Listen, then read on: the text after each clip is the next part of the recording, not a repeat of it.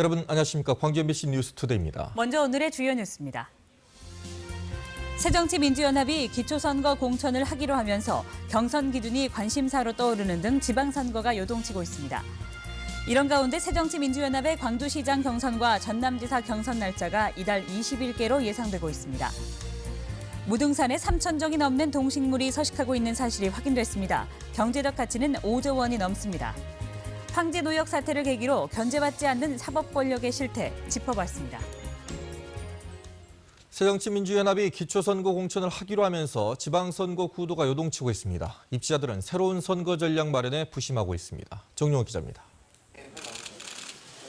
새정치민주연합이 무공천 당론을 바꿔 기초단체장과 기초의원을 공천하기로 하면서 예비후보들은 갈피를 잡지 못하겠다는 반응입니다. 적은 부분이 아니고 큰 줄거리가 이렇게 바뀌다 보니까 그 줄거리에 따라서 후보들이 굉장히 좀 당혹스럽고 그런 것들을 준비하는 과정에서 재정적이나 심신의 좀 피로도 이런 것들이 굉장히 좀 누적됐으라고 그렇게 생각을 하고 있습니다. 당론이 180도 바뀌면서 광주 전남의 선거 구도도 사실상 새판짜기 수순에 돌입했습니다. 무공천의 경우 인지도와 조직력에서 경쟁 우위를 가진 현직 단체장이 다소 유리할 것이라는 분석이 우세했지만 공천 부활로 현직들도 본격적인 공천 경쟁을 위한 전략 수정이 불가피해졌습니다. 광주 서구청장과 북구청장 등 일부 출마 예정자들이 후보 단일화를 통해 현직과 비현직 간의 1대1 구도를 만들려고 했던 노력도 의미가 없어졌습니다. 일단 우리 후보들 간의 단일화 논의는 사실상 별 의미가 사라졌다 이렇게 생각합니다. 앞으로 민주당과 새정치연합 간의 지분 다툼에 의한 공천 경쟁으로 기호 2번을 받기 위한 후보 간 이합 집산과 합종 연행이 치열하게 전개될 것으로 예상됩니다. 공천제 부활로 각 지구당 위원장이나 지역구 국회의원의 점수를 따기 위한 이른바 줄서기 행보도 가속화될 전망입니다. 또 무공천을 하면 군소 정당들이 약진할 수도 있지만 공천제가 부활하면서 호남에서는 과거처럼 새정치민주연합의 선거 독식이 우려됩니다. MBC 뉴스 정용욱입니다. 이렇게 기초선거에서도 새정치민주연합이 공천을 하기로 결정하면서 경선 기준이 최대 관심사로 떠올랐습니다. 후보가 난립돼 있는 상황에서 공정한 룰이 마련되지 못한다면 어느 때보다 잡음이 클 것으로 우려됩니다. 이계상 기자입니다. 6.4 지방선거에서 새정치민주연합의 광역의원과 기초단체장, 기초의원 공천은 광주시당과 전남도당이 결정을 하게 됩니다. 기초선거 후보를 공천하는 쪽으로 갑작스레 변경되면서 시도당은 공천 작업을 준비하느라 바빠졌습니다. 후보 등록 시점인 다음 달 14일까지는 공천 작업을 마쳐야 하지만 당장 공천심사위원회조차 꾸리지 못했습니다. 5월 14일까지는 공천을 해야 되는데 여기까지 물리적으로 한 30일 정도 활동 기간에 제대로 평가할 수 있을지 그건 저희도 좀 걱정스러운 대목이죠. 더 큰 문제는 옛 민주당과 새정치연합 후보들이 서로 다른 기준을 갖고 나뉘어 있는 상황에서 합당한 공천 룰을 찾을 수 있느냐입니다. 일단 기초단체장의 경우는 국민 여론조사와 공론조사 선거인단 투표를 일정한 비율로 반영해서 후보를 선출할 가능성이 높습니다.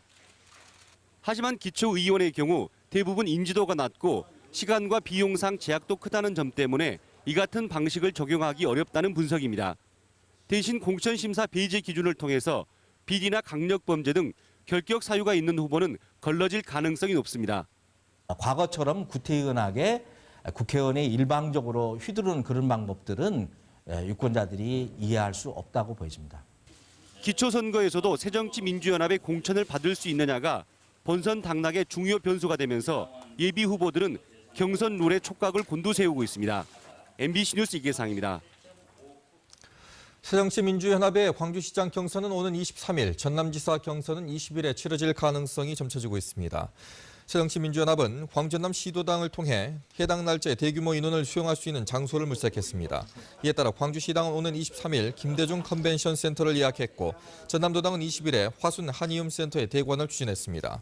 이를 두고 경선에 대비한 것이라는 예측이 나온 가운데 기초선거도 정당 공천하기로 결정함에 따라 줄 세우기 방지 차원에서 시도지사 경선 일정이 연기될 수 있다는 전망도 나오고 있습니다. 완도 국제해조류 박람회가 개막했습니다. 박람회 개최를 통해 우리나라도 신품종 개발 등 해조류 산업 시장 선점에 나설 수 있을 것으로 기대됩니다. 김양훈 기자입니다.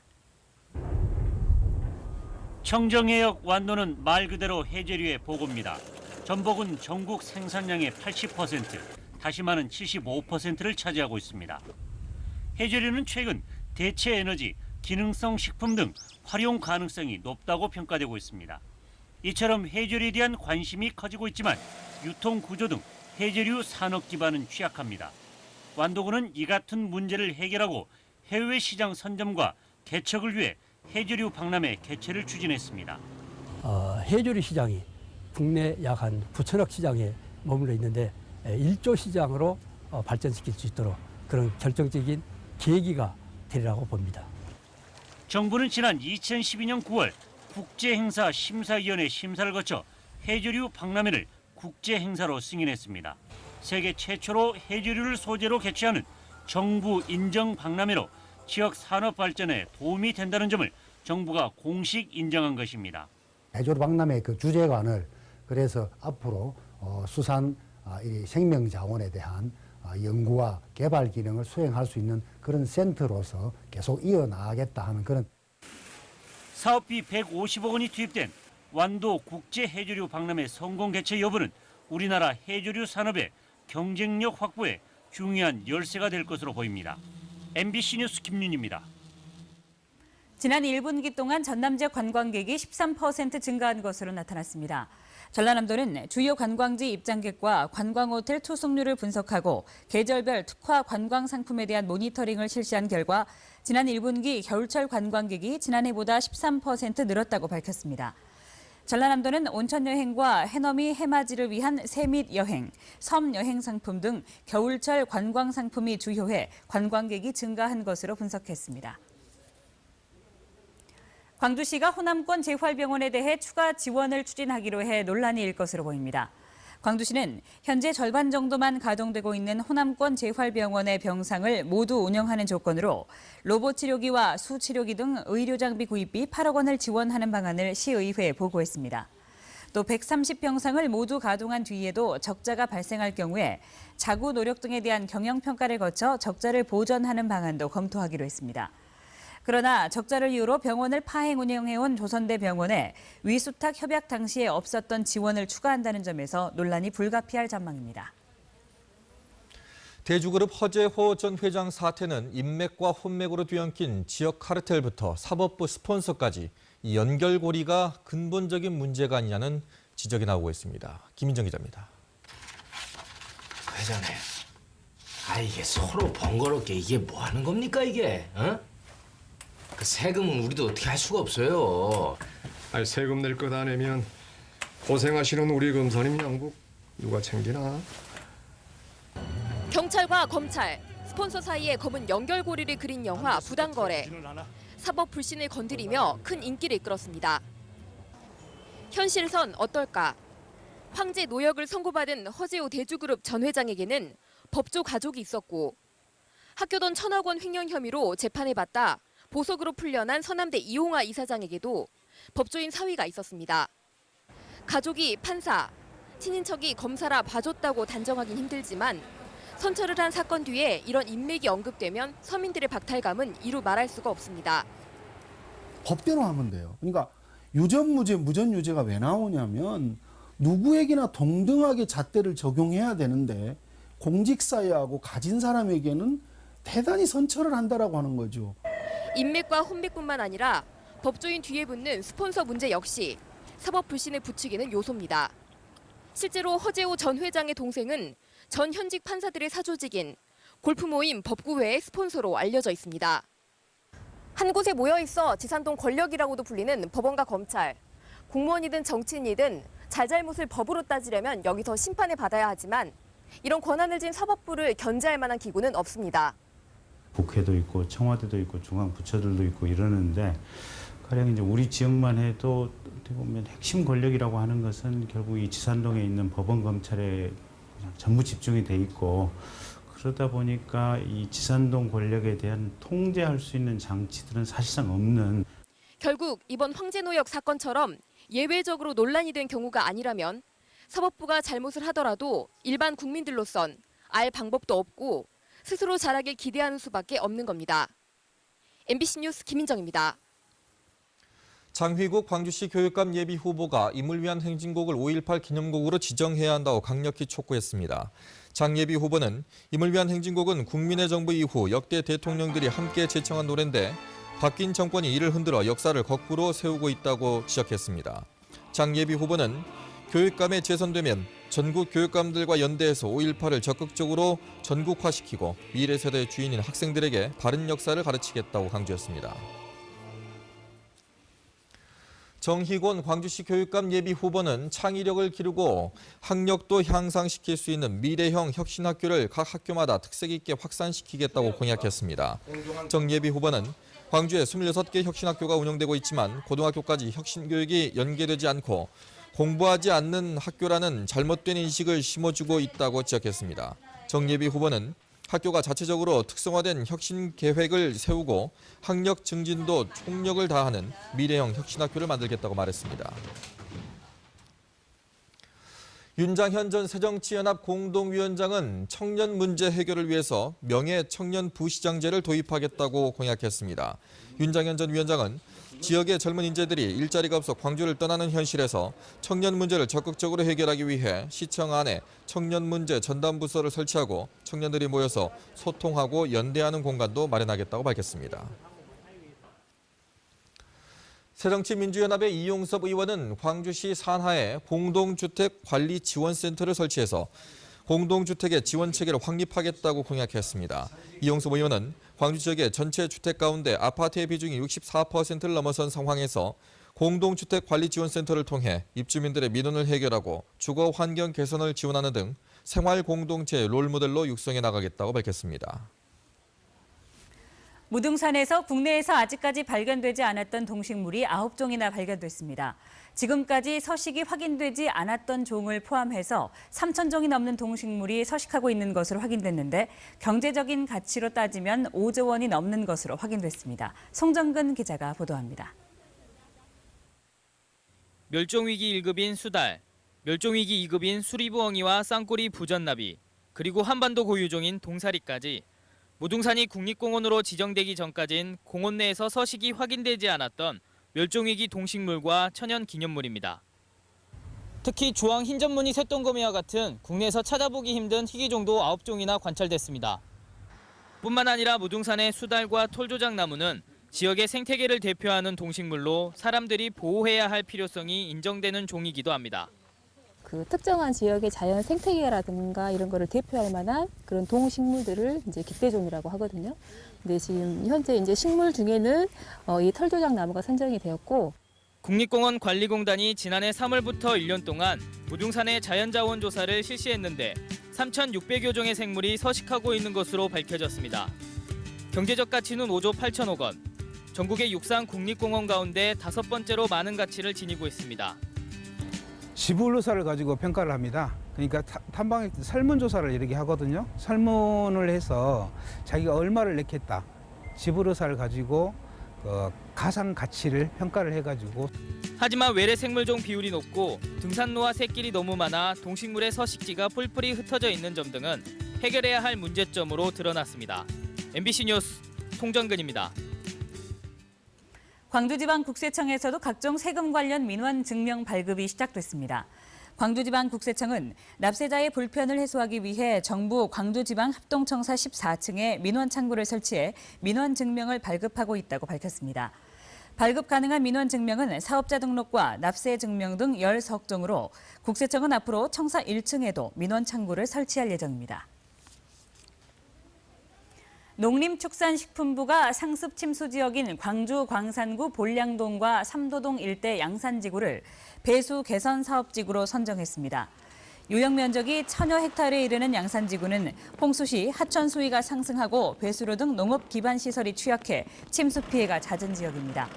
양산지구 배수 개선 사업에는 2016년까지 총 사업비 60억 원이 투입돼 배수문 확장과 배수로 정비 등의 사업이 추진됩니다.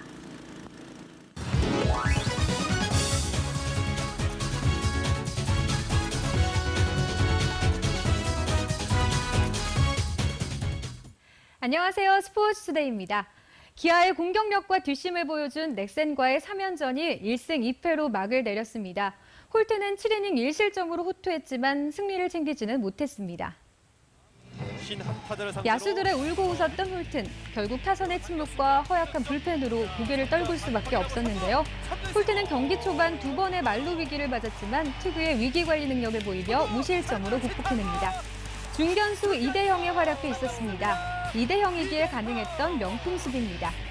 5회 말 이범호의 수비 실책이 실점으로 이어지며 선취점을 내줬지만 홀튼은 흔들리지 않고 대량 실점 상황을 이겨냈습니다.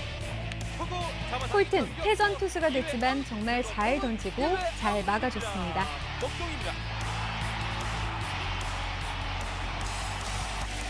오늘 또 한 번 기아는 무너진 불펜에 웁니다. 8회 말에 마운드에 오른 서재웅 선수, 박병호에게 솔로 홈런을 맞고 이어 연속 안타로 대거 4점을 헌납합니다. 1대 0이던 점수는 5대 0으로 순식간에 벌어지며 승리의 추는 넥센으로 기웁니다.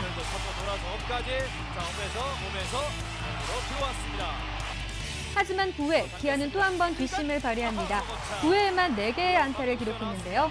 대타로 나온 강한울과 필이 연속 안타를 쳐내고 김민우와 차일목까지 적시타를 쳐주며 2점을 뽑아냅니다. 승리를 예감하던 넥센은 기아의 뒷심에 마지막까지 긴장의 끈을 놓지 못했습니다. 역전의 드라마는 쓰지 못했지만 지더라도 쉽게 지지 않는 근성을 보여주며 올 시즌 기아 결코 만만한 상대가 아니라는 것을 재확인시켜줍니다. 넥센의 베테랑 투수 김병현이 기아의 유니폼을 입게 됐습니다. 기아와 넥센은 어제 김병현과 신인 좌완 투수 김영광을 맞바꾸는 1대1 트레이드에 합의했습니다. 허약한 불펜의 보강이 시급한 기아는 김병현을 영입해 중간 개투진에 힘을 보탤 계획인데요. 광주일고를 졸업하고 17년 만에 고향에 돌아온 김병현. 기아의 든든한 허리가 되어주길 기대합니다. 오늘 기아는 다시 홈으로 돌아옵니다. 6시 30분 광주 기아 챔피언스필드에서 롯데와의 1차전이 열리는데요. 기아의 선발은 송은범, 롯데는 유먼입니다. 유먼 선수는 올 시즌 첫 등판에서 5이닝 2실점 후투로 첫 승을 따냈죠. 송은범 선수 역시 지난 두산과의 경기에서 1승을 챙기며 자신감을 되찾았는데요. 오늘 두 번째 승리는 누가 가져가게 될까요? 주말까지 이어지는 롯데와의 3연전. 저는 최선을 다해 응원하겠습니다. 스포츠투데이였습니다. 순천 정원 박람 회장의 새 이름 순천만 정원 개장이 다음 주로 다가왔습니다. 대규모 꽃단지 조성과 체험시설을 대폭 늘리고 무인 궤도 택시 운행을 통해서 국내 대표 정원으로 준비를 모두 마친 순천만 정원 미리 가봤습니다. 김종태 기자입니다. 순천만 정원으로 이름을 바꾸고 오는 20일 새로 문을 여는 정원 박람회장. 지난해 10월 폐장한 이후 올해 재개장을 앞두고 관람객 맞을 준비에 분주합니다. 우선 태국 정원 주변으로 이국적인 야자수 단지를 조성하고 네덜란드 정원과 나무 도감원에 튤립과 히아신스 수십만 송이를 새로 심었습니다.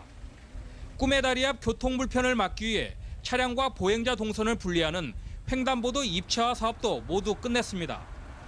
철쭉공원에서 습지센터로 내려오는 210m 길이의 구름다리 데크를 설치하고 순천만 공원까지 4km 구간에 궤도 택시인 스카이큐브가 운행에 나섭니다.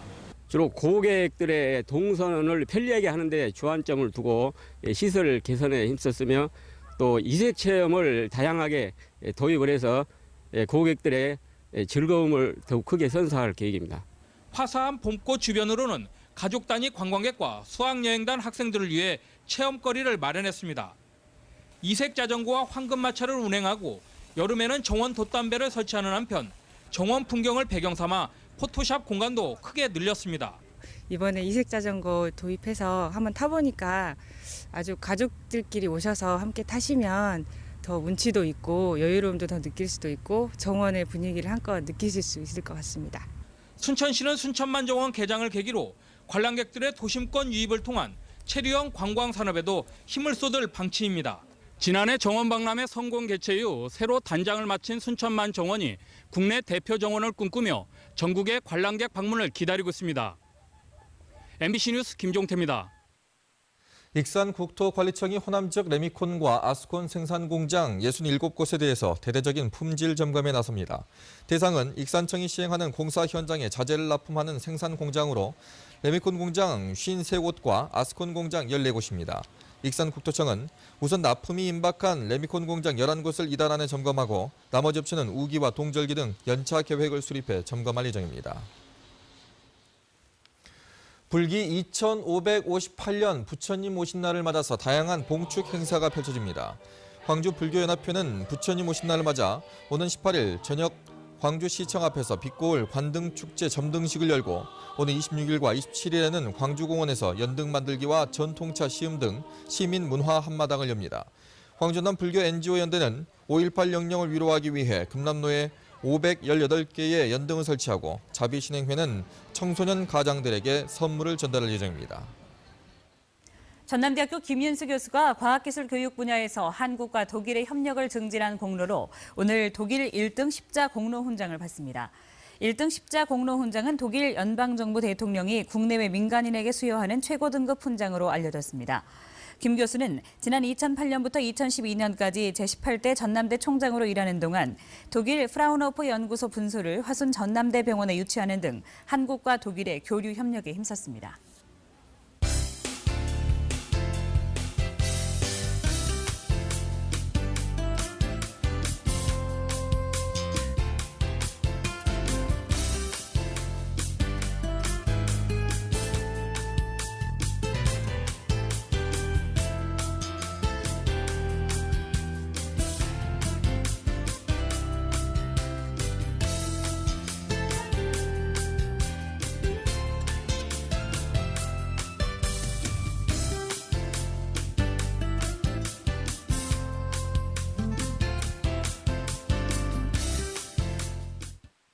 따뜻한 봄 날씨는 오늘도 계속됩니다. 다만 일교차가 크게 나니까요. 감기에 걸리지 않도록 조심하셔야겠습니다. 현재 기온 구례가 11도, 광주가 13도를 가리키고 있습니다. 낮 최고 기온은 22도, 23도가 예상되는데요. 일교차가 무려 10도나 납니다. 얇은 옷을 여러 겹으로 입으시는 게 좋겠습니다. 이 시각 장성 10도, 영광 12도, 나주가 9도를 가리키고 있습니다. 낮 최고 기온 담양과 화순이 23도, 구례가 22도로 평년보다 4도가량 높겠습니다. 건조한 날씨가 닷새째 이어지고 있습니다. 지금 광주와 곡성, 구례, 보성에는 건조주의보가 발효된 상태인데요. 모레 비가 내리고 나면 이 건조함이 어느 정도 완화될 것으로 보입니다. 바다의 물결은 먼바다에서 2m로 비교적 잔잔하게 일겠습니다. 내일은 흐린 하늘이 예상되고요. 모레에는 일부 지역에 빗방울이 떨어지겠습니다. 날씨였습니다.